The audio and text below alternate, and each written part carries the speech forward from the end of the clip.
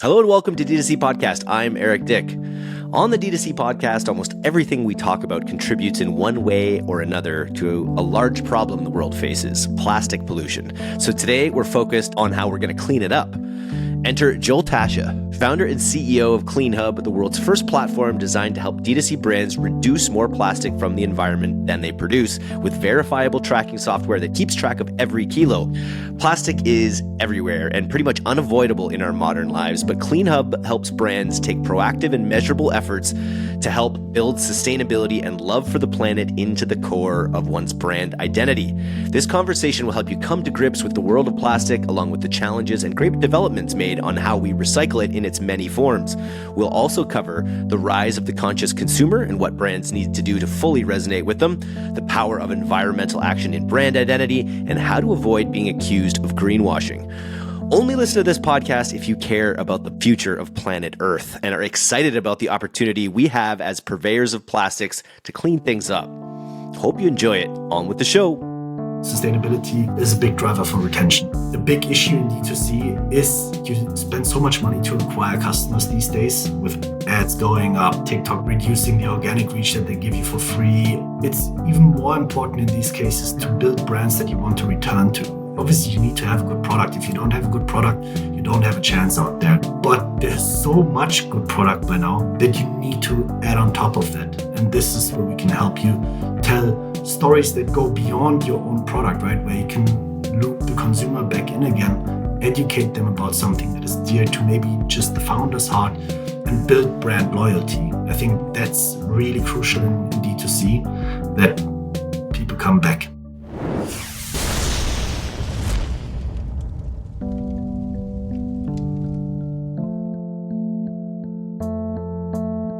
Joel, welcome to the DTC Podcast. Can you start by sharing with me why you created CleanHub? Sure, and thanks a lot for having me, Eric. To understand why I started the company, we have to go back basically into my childhood. I grew up in southern Germany, at the biggest lake of Germany, where I spent my entire childhood sailing, basically, or swimming. So I spent my entire young adolescence, childhood in nature. We had the Swiss Alps around the corner, so there was also a lot of skiing, a lot of outdoor activities, and that continued throughout my life. And when I started studying, I picked up surfing, and to finance that hobby, because Germany, obviously, it's not completely landlocked, but we don't have great surf spots. I always worked during the semester, took the semester breaks off, traveled to Indonesia, Philippines, etc., to pursue my hobby. And while there, I saw the contrast of how the nature that I knew looked when I was growing up and how nature can also look like, which is completely polluted, right? And at that point, I was annoyed. I joined all the cleanups. The next day you come back and you see the beach is completely trashed again. Why that is, I only figured out later, but it was a bit frustrating. So I didn't make much of it, finished my studies, started a B2B SaaS company. And after 3 years there, I said, okay, I want to do something that's closer to my heart. So I did a bit of soul searching and said, okay, what is it that you want to spend your working life with? And I said, why not work on something that's really dear to me? And there was plastic pollution.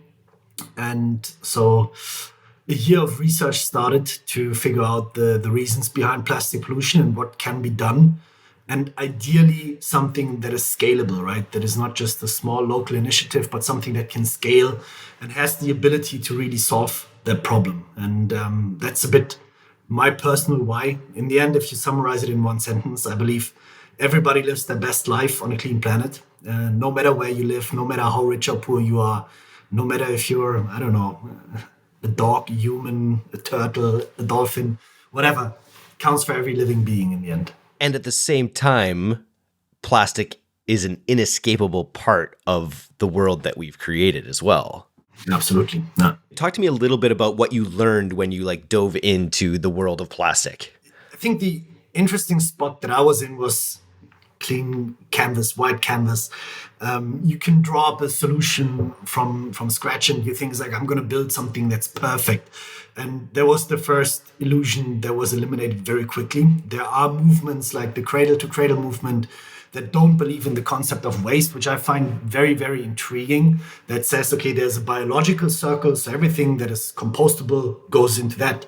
Everything that's technical needs to go back into the technical cycle, recycle it, use that raw material again. It's like, well, why are we not doing that? And I quickly learned that there's a lot of non-recyclable plastic out there as well that just will never enter the technological cycle again because you physically can't recycle it. That was some of the first learnings I had. The other learnings is how unbelievably omnipresent plastic is. This entire conversation would not be possible without plastic. Like the content of my fridge would not be there without plastic. My clothes, right? This is a Patagonia jumper. It contains plastic, recycled plastic, but plastic. It's everywhere. I think our entire prosperity is built on it. It's actually funny. It's actually petrol too, isn't it? Isn't plastic just? It's like it's a form of a petrochemical. It's one of the things you can do with this crazy substance. Yeah, exactly. So it all starts somewhere in the middle of the ocean on an oil rig, and it goes back there, unfortunately, in many cases in form of trash. But that's obviously not the cycle that we'd want to see. But yeah, it is a petrol product. It is made from crude oil. And then in the West, I remember recycling being introduced in whatever the 90s, 80s or 90s. And almost since then, it's been to some degree a bit of a sham in terms of actually what everyone thinks by putting our plastics in here. It's funny, I lived in Asia for a year too. I lived in South Korea, and the level that they go to actually it's very meticulous. There's like 8 different bins. I bet they have a much higher rate of actually reusing products than a lot of other places in the world, where in the West, we just ship them to China, I think, right? We used to. And then China said in 2017, thanks, but no thanks. We have enough trash by now for ourselves to deal with, and we can't cope with it. And 1/3 of the global's plastic was exported to China. And from one day to another, they said, borders closed, deal with it. And yes, there was new capacities built to deal with it locally, but still illegal waste exports continued, right? It's like we ship this stuff off by now to places in Africa. In the US, it's more south of the border. Then a lot still goes to different places in Asia, like Indonesia, Malaysia took on a lot of it. In Europe, we more ship it to Poland, Turkey. And you always ship plastic waste to the cheapest place in the end, because we believe that it is recyclable, but only 9% of plastic globally is recycled, which means 91 is not, right? And what happens to that 91%? It's like, what are the economics behind it? That is actually quite interesting. What does happen to it? Is it landfilled? Is it burned? Yeah, so there's different levels of bad. There's no good solution for non-recyclable plastic, I would say. There's the worst solution, which in my eyes is energy recovery. So it is a petrol product, right? So you can incinerate it, win back energy. And even within that process, there's different levels of it. You can do it with no filters at all. You can do it without winning back proper energy and just destroy it. You can build proper incineration plants that have filters, etc., that take care of the residue ashes, for example. And in my eyes, the worst solution out there is co-processing, which means that you use it as an alternative fuel in the cement industry, which is also what happens to the non-recycled plastic that we collect. And there you're replacing an existing fossil fuel, so coal in most of the places, with plastic. And it is a process that would be running anyway. So you're not creating more harm, but you're removing plastic pollution, right? That's the good part of it. And the temperatures are so high that you don't have toxins, furans, and you don't have any residue like ashes that are toxic. But that's just for stuff that's captured. That's kind of that's kind of the good stuff. That's the good stuff. Yeah. But that's for when it gets to that process. And so what CleanHub does tries to intervene before that and actually get more plastic to this better case scenario. Yeah, because the even worse part than winning back energy is if you landfill it, right? And again, there's different shades of gray there. So you can have sanitized landfills that catches the leachate, which is again quite toxic because there's heavy metals in it, which captures methane because there's always organic components in waste, and that decomposes over time. So you produce a lot of greenhouse gases from that as well. And then there's open dumping, where you just put it on somebody's land and let it sit there, so the leachate will trickle into the ground. Methane goes up in the air. If it's hot, this stuff can self-ignite, which means this entire landfill will go up in flames. So you have incineration without filters at all, which is happening a lot in especially places like India, Indonesia, is this open incineration. And then you have like just dumping it into rivers, into the ocean, because at some point that will carry the trash away, right? So this is the hierarchy of horribleness, hierarchy of plastic, which is, and it's, and obviously we're having this conversation on the D2C podcast because D2C is a contributor to this, whether it's through shipping or our products ourselves. So tell me more about how CleanHub is then positioned in the D2C world. It all starts with somebody consuming a product, right? And you need to ship a product. And depending on what you ship, you have different packaging options. And in many cases, you have to fall back on plastic, because as soon as you have a liquid, you can't ship that in paper, because then the consumer won't be happy.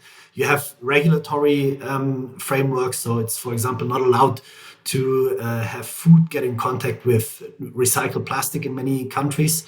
And this is where waste is being produced in the first place. And again, I understand that sometimes it's difficult to completely move away from it. And sometimes plastic can be the best available packaging option. The thing that should not happen is that it ends up with someone and there's no proper way of disposal. And the topic that worries us is ocean plastic, right? Because once plastic is in the ocean, it will fall apart into microplastic. And at one point, it will also come back into our bodies in the form of microplastic. Yeah. And what people sometimes forget is, yes, we want to protect the environment, but what we're really doing, if we protect the environment, is we're protecting ourselves. We live off of the planet, and if we destroy it, if we produce microplastic, that all comes back to us, into our blood, into, by now, placentas. They found microplastics everywhere. It's a closed system. Right. And we're all one thing, ultimately. Yeah. I learned one time. Exactly. And what we do is we say, okay, where's plastic pollution coming from? Plastic pollution comes from the places where there's no waste management at all. And there's 2 billion people in the world that don't have access to waste management. But by now they are already consumers, right? So they will dispose of the plastic that they consume. They will dump it in the environment. They will dump it in the ocean. They will dump it in rivers or burn it under the open sky. And our goal is to say, okay, let's stop plastic pollution by connecting these people to proper waste management systems, which usually is the role of government or of local legislators. But if you have poverty, waste management sits somewhere at the end of the thought process. And what we also observed is, and this is where we spin back to D2C, is consumers are worried about packaging and plastic, right? If you open a package and it's full of plastic, you will be annoyed as a consumer. And they are also scared that with the consumerism, they add to the problem. And we believe that D2C brands specifically that know their consumer very well can also be part of the solution. So what we came up with as a system is that with every purchase, like planting a tree, you can now also collect plastic. So we could say it's like, if you buy your hat online, we will collect 1 pound of plastic for that. So you're sponsoring the collection of 1 pound of plastic. And with that money, we build up waste management infrastructure in places like India, Cambodia, Indonesia, Tanzania. And you save plastics from the worst case scenario, which is, open burning or burying or being into these. And we were talking earlier, like it's all of these processes, through whether it's petrol or plastics, they're improving as well, which is like, that is a bit of the silver lining, is that, coal is a lot more efficient than it used to be. And it sounds like, you discussing the high-end plastic recycling is a process that captures a lot of the negativity as well. So one of the examples you gave me when we were chatting earlier was Sudscrub. and it was a brand that I wasn't familiar with, but I just checked them out, and it's really interesting to see the way they've sort of integrated it into their product. I was like, you were saying that Sudscrub is a silicone product, so they're already a natural organic product, which I think is interesting, but just to have as part of their value proposition that they're also doing this really proactive environmental task is pretty sweet. Yeah, absolutely. And that's the interesting part. I think if it needs to be natural in the value proposition of the company.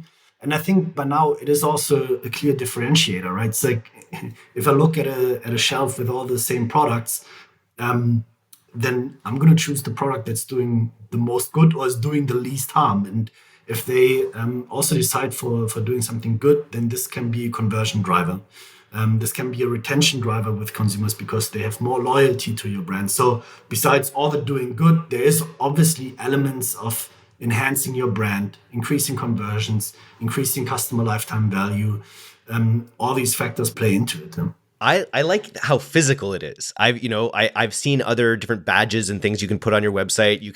There's carbon credits and things like that. But I just like that this is this physical idea of removing plastics from an environment in a place that's choked on them. I imagine that's part of the charm of it as well. Yeah, and that's where we actually invest a lot of our time, is making it more tangible, making it also very auditable. So if you go to cleanup.com/live dashboard, you can see every single image that's being taken from the collection activities. You can see every single truck that leaves the facility. You can see every single final certificate that proves the proper disposal of trash. You can see all of that online and follow the paper trail, right? Because the thing that we did not want to do was exactly what happened in carbon, that you have an environmental promise that you can't back up with data. And with plastic, it is a tangible product, right? So why not put it on a scale and prove to someone that it has been collected? And that's what we're after. And the part where it gets really nerdy, really techy is we're building an entire audit system on top of that, which is more and more AI driven, that basically detects whenever there's something off in the weights. So we can by now take a picture of a bag of waste, and somebody on the scale might say it's like, this is 5 kilogram. And based on the shape of the bag, based on the historic data that we have from this collector, we can say whether or not that is true. And this is increasing in accuracy. So we put a lot of energy into protecting the claim that we make and that subsequently the brands make, that they don't get into the position of somebody saying what you're saying is not true, this is greenwashing. So I think there was a lot to be learned from the carbon fiasco. And like the widget on the site, it makes that very clear, literally, with the number of pounds collected. Talk to me about Sudscrub is a great example. What do all the best brands who use your product long term have in common to make it work so well? Comes from a deep-seated belief system with them. And the ones that we see that do it because they truly believe in it for themselves first, will communicate about it authentically. And the consumer smells that. Where people fail is if I have a shitty product, I don't care about environmental sustainability at all, and then I put the badge on my website, people will say, it's like, come on, I opened this bag, I opened this package at the end of the day, it's filled with plastic, you put zero effort into actually reducing that, or there's zero mindfulness in the way how you ship, how you produce, and how you market. This is when they don't believe it. So the ones that are really behind it and stand for it, right, where it's close to the DNA of the brand, they see success. They see very high open rates in, for example, email campaigns also around the topic, very high conversions from these email campaigns also.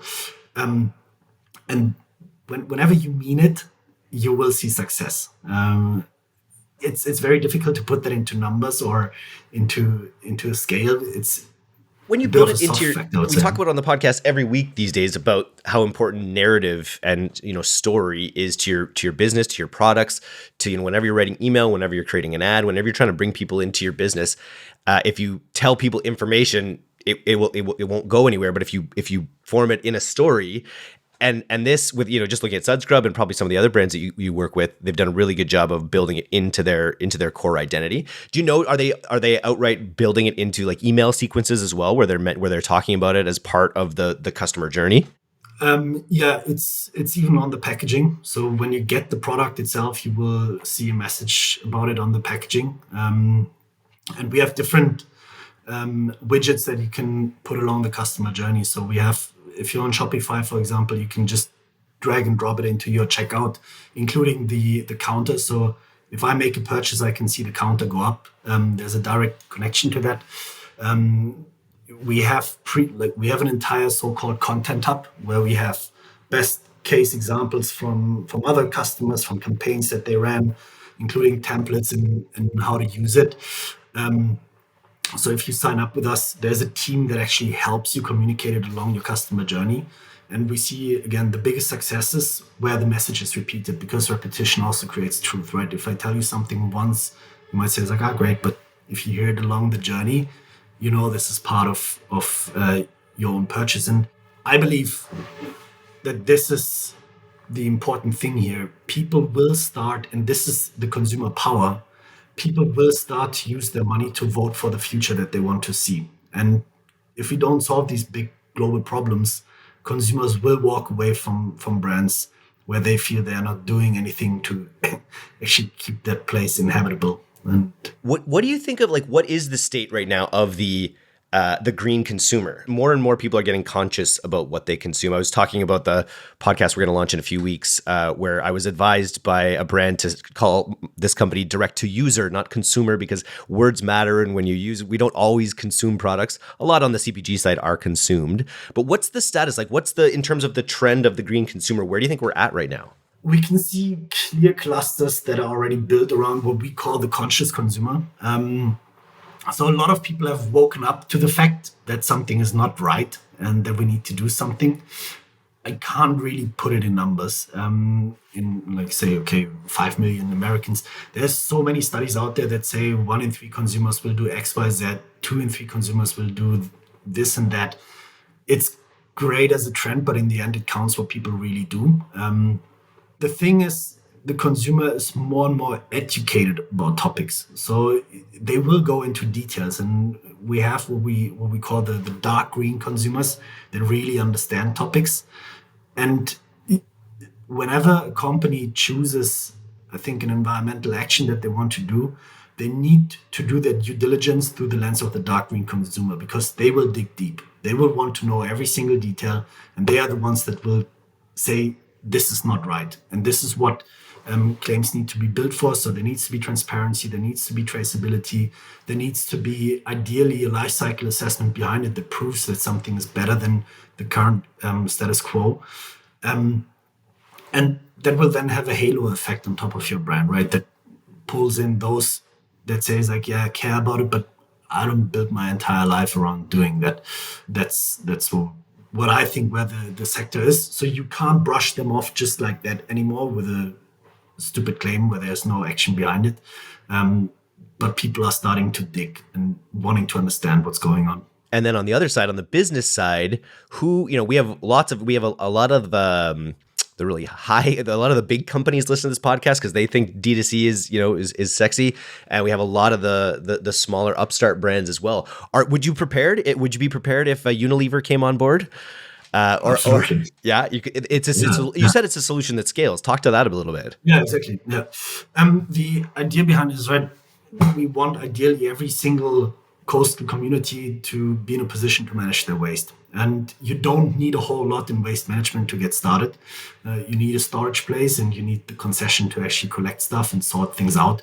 And this is where we help local communities with, right? Where we say, okay, if demand goes up, we're going to open new hubs. And this year we're going to start one in Mexico. And we're currently very closely looking at Playa del Carmen. We're starting one additional one in the Philippines. on Bantayan Island probably. And we're looking at starting another one in India. So we can continuously upgrade our supply, because there is an oversupply of waste, right? That's the entire problem that we're facing. So yes, we could absolutely onboard big D2C companies.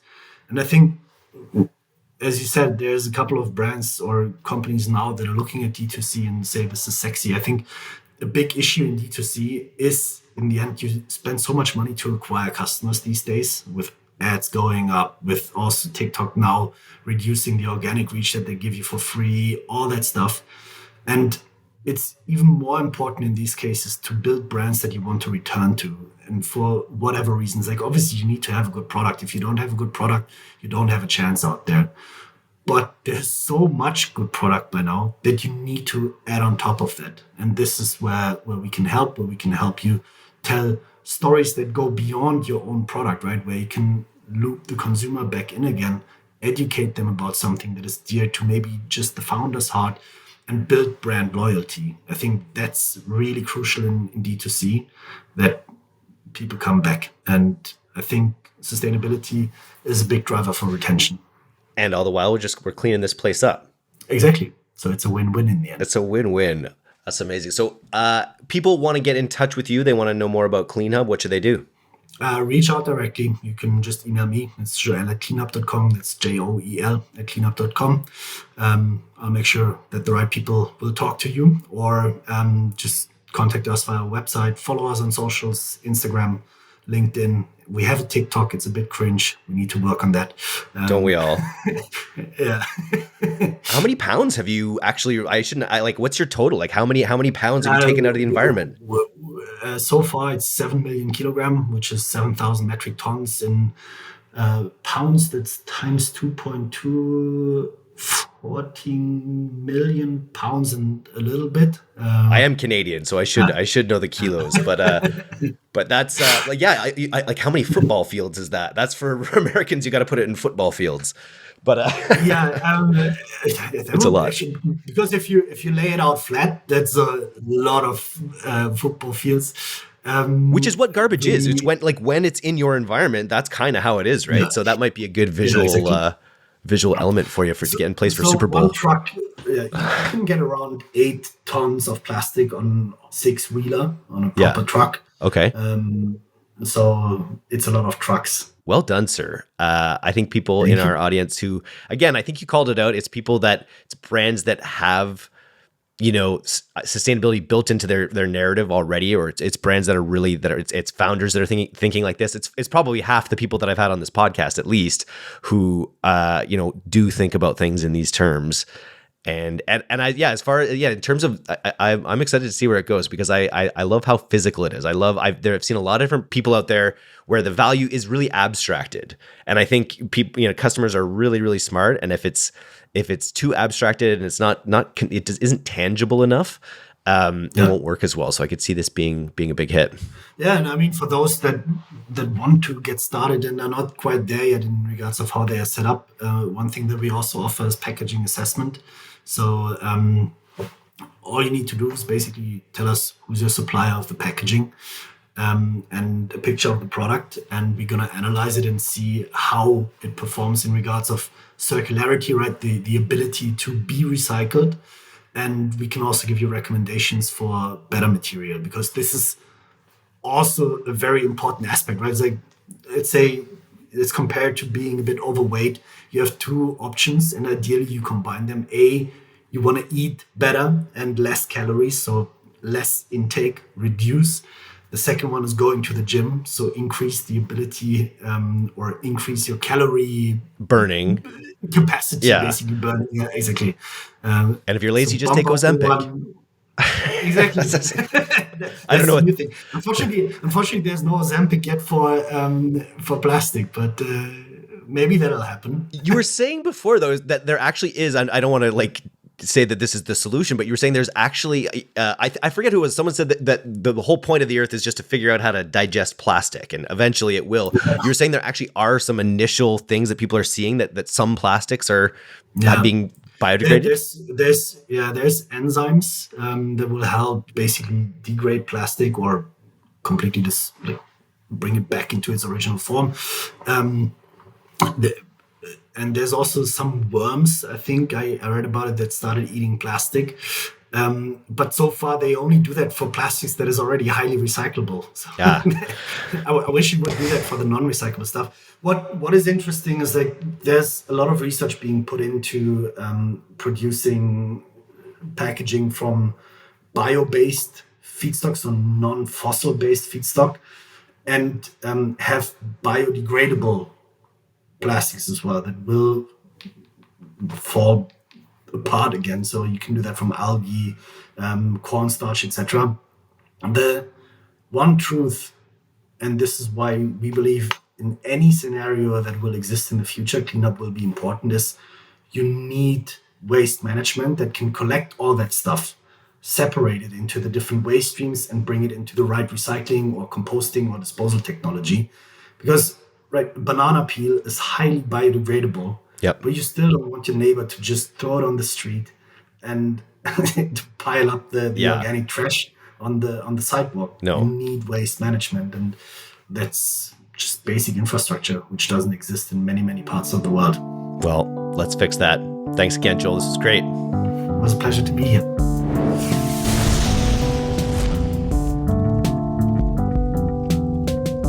Thanks so much for listening to today's episode. If you're not a subscriber to our newsletter, you can do that right now at directtoconsumer.co. I'm Eric Dyck, and this has been the D2C Podcast. We'll see you next time.